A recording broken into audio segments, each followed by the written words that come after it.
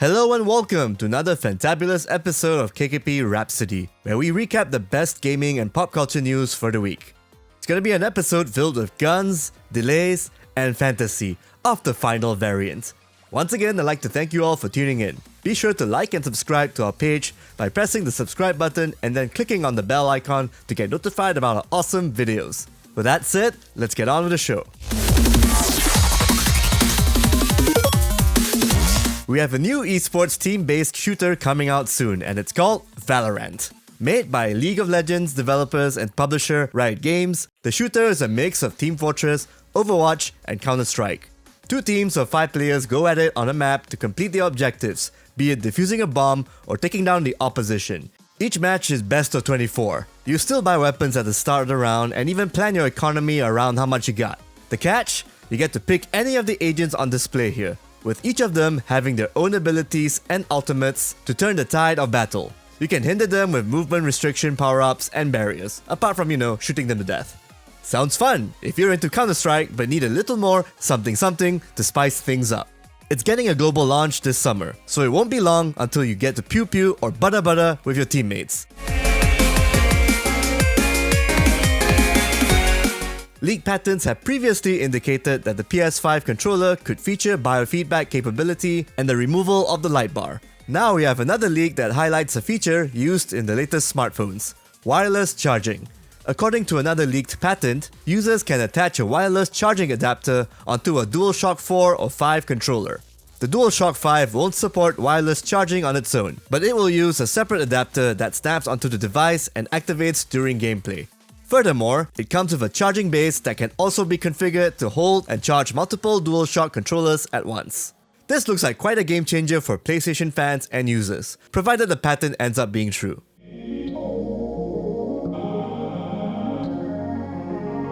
E3 organizers ESA are monitoring and evaluating its yearly event for this year, as Los Angeles declares a health emergency due to the coronavirus outbreak. The event is only 3 months away, so things may change for the better. However, that does beg the question: if E3 is cancelled and publishers end up doing digital events a la Nintendo Direct, would that be such a bad thing? From a business standpoint, companies would save a lot and still get to share their message and announcements on the public space. Of course, some media folks in Asia would miss out on the June holiday to the States, but it's a sacrifice we're willing to make.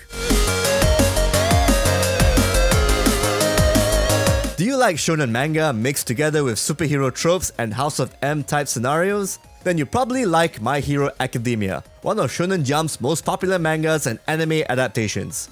It's getting yet another movie subtitled Heroes Rising, and it will be out officially in Malaysia sometime this year. The plot now focuses on Deku and his friends, already full-fledged next-gen heroes who have to save a peaceful island from a villain with an unfathomable superpower. Let's hope there isn't any drama like the last time an MHA movie was shown. It's a month away until the Final Fantasy VII Remake hits shelves, so let's talk about that game for a bit. We checked out the recent build of the game. It looked promising and we loved the combat, but we're still a tad iffy about how it's framing 1/8 of the original game's story and pacing into a 2020 AAA episodic title. At the very least, it dishes out its fan service pretty well. Check out our full coverage on our website. We also have more developments. Red 13 is not playable in the FF7 Remake.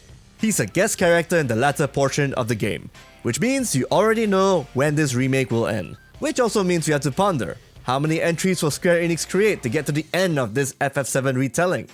My guess? We'll get the remaining 100 hours of gameplay and narrative all wrapped up in 2030. Prove me wrong. Also, our hearts go out to the eventual death of turn-based combat in JRPGs, thanks to this recent quote from director Tetsuya Nomura.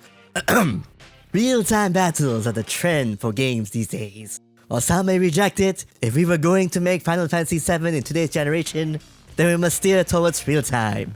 We decided that from the very start of planning. Hai okurishimashou. And that's it for this week's Rhapsody. We will cap off our episode with the top 10 Final Fantasy games ranked by Japan, who apparently have pretty lukewarm tastes in Final Fantasy RPGs, but that's just me. Again, thanks for tuning in. Be sure to click on the subscribe button to support us, and also click the notification button to keep up to date with our awesome videos, out every Wednesday and Friday.